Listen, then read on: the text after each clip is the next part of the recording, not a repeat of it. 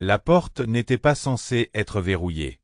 Après 8 ans de mariage, je pouvais compter sur les doigts d'une main le nombre de fois où nous avions verrouillé la porte de la chambre. Une fois, c'était pour empêcher notre chien de faire irruption le matin d'un anniversaire. Une autre fois, la sœur de Sarah était passée à l'improviste et nous avions envie d'un moment de paix. Mais là, c'était différent. Le clic de la serrure de l'autre côté n'était pas un mince inconvénient. Ce fut un coup de tonnerre dans ma poitrine.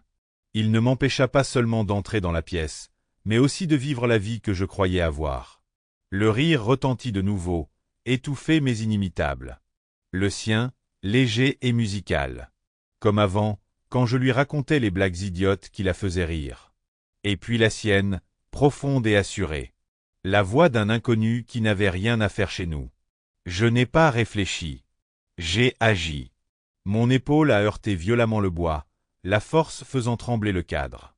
La serrure s'est brisée dans un craquement esséurant, et la porte s'est ouverte violemment, claquant contre le mur. Ils étaient là, Sarah et lui, emmêlés dans nos draps. Mes draps.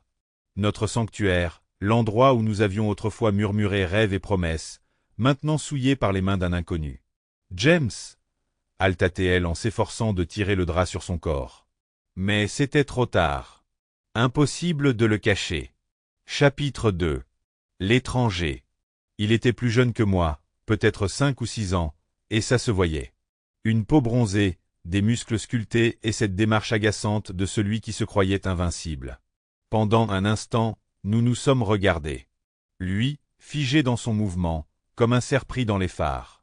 Sarah, tremblante, le visage pâle. Et moi, une tempête de rage et d'incrédulité. « Qui diable es-tu » grognai-je d'une voix basse mais tremblante de fureur. L'étranger ouvrit la bouche pour parler, mais aucun mot ne sortit. Au lieu de cela, il se précipita pour attraper son pantalon par terre, comme si se couvrir suffirait à défaire ce qui venait de se passer. « Réponds-moi » rugis-je en faisant un pas en avant. Il tressaillit, les mains maladroites, enfilant son jean. « James. Arrête » La voix de Sarah se brisa, mais je ne la regardais pas. Je ne pouvais pas. Si je le faisais, je perdrais complètement le contrôle. Tu n'as pas le droit de parler, crachai-je en la fusillant du regard. Pas maintenant. L'étranger retrouva enfin sa voix. Écoute, mec, je ne savais pas. Je ne savais pas quoi? L'interrompis-je en faisant un pas en avant. Tu ne savais pas qu'elle était mariée? Tu ne savais pas que c'était ma maison? Tu ne savais pas que tu dormais dans mon lit? Son silence m'a tout dit. Il savait. Il s'en fichait simplement. Chapitre 3. Le calme avant je ne l'ai pas frappé, même si j'en avais envie. Mes poings se serrèrent à mes côtés et tout mon corps tremblait sous l'effort de me retenir. Mais je n'allais pas lui donner la satisfaction de me faire perdre le contrôle. « Sors d'ici » dis-je d'une voix glaciale. « Maintenant » Il hésita, jetant un coup d'œil à Sarah, le visage en larmes. J'ai dit « Sors » ai-je aboyé. Ça a marché. Il attrapa le reste de ses vêtements et se précipita, manquant de trébucher en passant devant moi. Le claquement de la porte d'entrée résonna dans la maison. Pendant un long moment, la pièce resta silencieuse, à l'exception des sanglots discrets de Sarah. Je me suis tourné lentement vers elle, et quand je l'ai enfin regardée, je n'ai pas vu ma femme. J'ai vu un inconnu. James, Elle a sursauté, mais j'ai levé la main. Non, dis-je. Non, tout simplement. Ses lèvres tremblèrent et elle resserra le drap autour d'elle. C'était une erreur, murmura-t-elle. Ça ne voulait rien dire. J'ai alors ri, d'un rire froid et amer qui m'a même surpris. Ça ne voulait rien dire, répétai-je. Tu amènes un homme dans notre lit et tu t'attends à ce que je croie que ça ne voulait rien dire? Elle tendit la main, mais je reculai.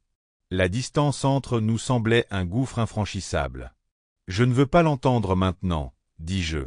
Je ne peux pas. Sans un mot de plus, je me suis retourné et j'ai quitté la pièce. La porte pendait mollement sur ses gonds, métaphore parfaite de ce qui venait de se passer dans ma vie. Chapitre 4. Le plan. Je n'ai pas dormi cette nuit-là. Je n'ai pas pu. Mon esprit était un tourbillon de rage, de trahison et une répétition esséurante de ce que j'avais vu. Chaque fois que je fermais les yeux, je les voyais. Ses mains sur lui. Son rire. Leur trahison. Au matin, le choc initial s'était dissipé, remplacé par quelque chose de plus froid, de plus tranchant. Je n'allais pas me laisser détruire. Non, j'allais les détruire. Sarah pensait que je lui pardonnerais. C'était évident à la façon dont elle marchait sur la pointe des pieds autour de moi le lendemain matin, les yeux rouges et gonflés par les larmes. Mais le pardon n'était pas à l'ordre du jour. Pas cette fois. J'ai commencé par les bases. J'avais toujours été celui qui gérait nos finances, et Sarah était plus que ravie de me laisser m'en occuper. Elle ignorait tout du compte séparé que je constituais discrètement depuis des années. À la fin de la journée, j'avais transféré toutes nos économies communes sur ce compte. Elle n'en verrait pas un centime. Ensuite, j'ai demandé le divorce. J'ai rassemblé toutes les preuves dont je disposais, photos, captures d'écran, et même une copie des images de sécurité de la porte d'entrée montrant Tyler entrer dans la maison. Mon avocat m'a assuré que l'affaire était close. Il était difficile de se défendre contre l'adultère, surtout avec autant de preuves. Mais je n'en avais pas fini. Chapitre 5. La chute de Tyler. Il ne m'a pas fallu longtemps pour trouver le lieu de travail de Tyler. Une recherche rapide sur ses réseaux sociaux m'a conduit à sa salle de sport, où il était entraîneur personnel. Son fil d'actualité était rempli de photos de lui en train de se muscler, de citations motivantes, et bien sûr, de photos de lui à moitié nu. J'ai tout compilé, les photos de lui quittant ma maison, les messages échangés avec Sarah, puis j'ai tout envoyé à son patron. Les conséquences ont été rapides. En quelques jours, Tyler avait perdu son emploi. Sa réputation de professionnel était entachée et sa liste de clients s'était réduite à néant. Mais je ne me contentais pas de ruiner sa carrière. Je voulais qu'il subisse la même humiliation que moi, alors j'ai également envoyé les preuves à sa petite amie. Sa réaction fut immédiate et viscérale. Elle le largua publiquement, étalant son linge sale sur toutes les plateformes possibles. À la fin de la semaine, Tyler était devenu un paria. Chapitre 6. Le jugement de Sarah. Sarah ne l'avait pas vu venir. Elle pensait que je réfléchissais simplement, que mon silence était le signe que j'envisageais une réconciliation. Mais elle n'aurait pas pu se tromper davantage. Les papiers du divorce l'ont frappée comme un train de marchandises. Elle a pleuré, supplié, imploré que je reconsidère ma décision. Elle a promis de changer, de se rattraper, de faire tout ce qu'il fallait pour arranger les choses. Mais il n'y avait aucun moyen d'arranger ça. Tu ne m'as pas juste trompé, Sarah, lui ai-je dit lors d'une de ses nombreuses tentatives d'excuses. Tu t'es moqué de moi, dans notre chambre. Tu t'es moqué de tout ce que nous avions construit ensemble, et je ne peux pas te le pardonner. Une fois la poussière retombée, elle s'est retrouvée sans rien. La maison était à moi. Elle avait toujours été à moi, héritée de mes parents. Les économies avaient disparu, bloquées sur des comptes auxquels elle n'avait pas accès. Et ses amis, autrefois un cercle très soudé, ont pris leur distance lorsque la vérité a éclaté. Chapitre 7. Reconstruction. Pendant des mois, je me suis concentré sur la reconstruction de ma vie. La thérapie m'a aidé. Tout comme le fait de renouer avec de vieux amis et de trouver de nouveaux passe-temps. Lentement mais sûrement, j'ai commencé à me sentir à nouveau moi-même. La vengeance avait été satisfaisante, certes, mais ce n'était pas la fin. C'était le début d'un nouveau chapitre, un chapitre où j'ai appris à m'apprécier et à reconnaître ce que je méritais. Quant à Sarah et Tyler, ils ne furent plus qu'un récit édifiant, un rappel de ce qui arrive quand on trahit quelqu'un qui nous a tout donné. Chapitre 8. Les répliques. Les jours se transformèrent en semaines. La maison était plus silencieuse que jamais, mais le silence n'apportait pas la paix. Sarah avait déménagé le lendemain de la remise des papiers. Elle n'avait emporté que ce qu'elle pouvait emporter, laissant derrière elle les fragments de la vie que nous avions construite ensemble. J'ai erré dans les pièces vides, scrutant les creux décolorés où nos meubles avaient été posés. Sur les murs que nous avions peints ensemble lors d'un week-end d'été tranquille. Chaque recoin abritait un souvenir, et chaque souvenir était désormais souillé. Mais au lieu de me noyer dans la douleur, j'ai investi toute mon énergie à faire de cette maison ma maison à nouveau. J'ai débarrassé les murs de sa présence, repeint les couleurs qu'elle aimait, remplacé les photos de nous par des œuvres qui me parlaient. J'ai réorganisé les meubles, acheté de la nouvelle literie et même remplacé le matelas. Chaque petit changement me donnait l'impression de retrouver une part de moi-même. Chapitre 9. La spirale de Tyler ruinant sa vie professionnelle avait été facile, mais les véritables dégâts survinrent lorsque les répercussions se répandirent. Sa salle de sport n'était pas seulement son lieu de travail, c'était son identité. Dès que le scandale éclata, ses clients l'abandonnèrent et ses concurrents se réjouirent de ternir encore davantage sa réputation. Je le surveillais, non pas par obsession, mais pour m'assurer qu'il assume pleinement ses actes. Les réseaux sociaux ont dressé un tableau saisissant. Ses publications pleines d'assurance sont devenues sporadiques, puis ont complètement cessé. Ses amis qui l'avaient autrefois tagué sur leurs photos l'ont soudainement exclu. Le petit monde parfait de Tyler s'effondrait, et je ne pouvais m'empêcher de savourer cette justice poétique. Un jour, j'ai reçu un message de son ex-petite amie. Elle m'a remercié, non pas d'avoir ruiné Tyler, mais de lui avoir ouvert les yeux sur le genre d'homme qu'il était. Elle m'a confié comment il lui avait menti pendant des années, comment il l'avait manipulée en lui faisant croire qu'elle était le problème. Savoir que révéler la vérité avait libéré quelqu'un d'autre m'a donné un étrange sentiment de réconciliation. Chapitre 10. Le désespoir de Sarah ne gérait pas mieux les conséquences. Elle m'appelait fréquemment les premières semaines, me laissant des messages vocaux larmoyants, alternant excuses et accusations furieuses. « Tu me punis trop », s'écria-t-elle dans un message. « On a tous les deux fait des erreurs, James. Tu ne trouves pas que j'ai assez souffert ?» Son audace m'a presque fait rire. Assez souffert? Elle n'avait aucune idée de ce qu'était la souffrance. Elle n'avait pas passé des nuits blanches à revivre chaque instant d'un mariage brisé. Elle n'était pas entrée dans une pièce remplie de rires pour finalement le découvrir à ses dépens. Mais la goutte d'eau qui a fait déborder le vase fut son arrivée à la maison un soir, sans invitation ni préavis.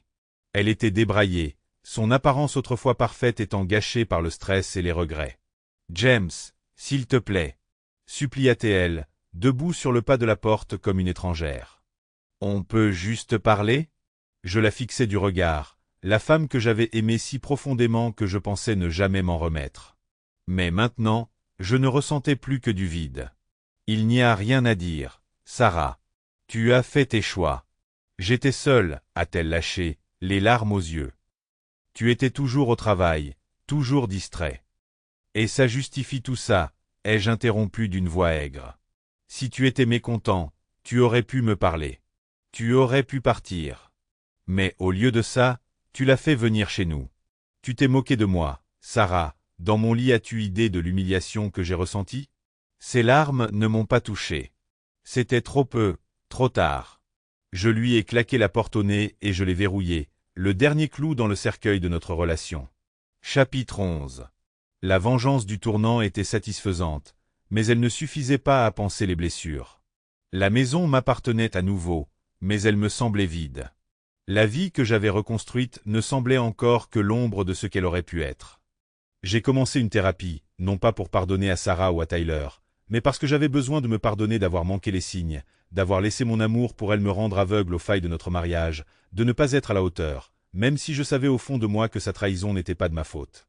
La thérapie a été un travail lent et épuisant.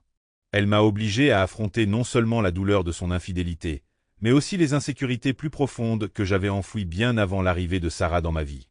Semaine après semaine, j'ai épluché les couches de colère et de ressentiment, les remplaçant par quelque chose de nouveau, le respect de soi. Chapitre 12. Construire une nouvelle vie. Les mois passèrent, et la colère s'estompa pour laisser place à quelque chose de plus calme. Pas de pardon, jamais ça, mais de l'indifférence. J'ai arrêté de consulter les réseaux sociaux de Tyler, de me demander ce que Sarah faisait. Il n'était plus le centre de mon univers. Au lieu de cela, je me suis lancé dans de nouveaux projets. J'ai rénové la maison, la transformant en un espace qui me ressemblait. J'ai repris d'anciens passe-temps que j'avais abandonnés pendant mon mariage. Peindre, faire de la randonnée, et même jouer de la guitare que je n'avais pas touchée depuis des années. J'ai renoué avec des amis que je n'avais pas vus depuis des lustres, des gens qui me rappelaient la personne que j'étais avant de devenir le mari de Sarah. Ils m'ont accueilli sans jugement, et leur soutien a été un réconfort dont je n'avais pas conscience d'avoir besoin. Chapitre 13. La clôture. L'acte final de clôture est venu lorsque j'ai rencontré Sarah par hasard dans un café. Elle avait l'air différente, plus mince, son visage ridé par le stress. Elle hésita en me voyant, ses yeux étincelants d'émotions diverses. « James » dit-elle doucement, comme pour tâter le terrain. « Puis-je m'asseoir » J'acquiesçai, non par gentillesse, mais par curiosité. Que pouvait-elle bien avoir à dire maintenant? Je suis désolé, commença-t-elle d'une voix tremblante. Je sais que je l'ai déjà dit, mais je ne crois pas l'avoir vraiment pensé jusqu'à maintenant. J'ai tout perdu à cause de mes choix, et je ne t'en veux pour rien. Son aveu m'a pris au dépourvu. Pour la première fois, ses excuses semblaient sincères, mais cela ne changeait rien. J'apprécie, ai-je dit d'un ton neutre, mais cela n'a plus d'importance. Je suis passé à autre chose. Ses yeux se sont embués de larmes, mais elle a hoché la tête. J'espère que tu trouveras le bonheur, James. Je l'ai déjà fait, répondis-je simplement. Tandis qu'elle s'éloignait, je sentis un poids se libérer de mes épaules. Pour la première fois depuis ce jour fatidique, je me sentais libre. Chapitre 14. Aller de l'avant. Puis la vie n'est pas revenue à la normale, elle est devenue meilleure. La trahison qui m'avait autrefois consumé n'était plus qu'un lointain souvenir, une cicatrice qui me rappelait ma résilience. J'avais survécu au pire et j'en étais ressorti plus forte. Et, assise sur le porche de ma maison fraîchement rénovée, tandis que le soleil se couchait à l'horizon, j'ai réalisé quelque chose de profond. La meilleure vengeance n'était pas de ruiner la vie de Sarah et Tyler. Il s'agissait de reconstruire le mien et d'en faire quelque chose qui vaille la peine d'être vécu.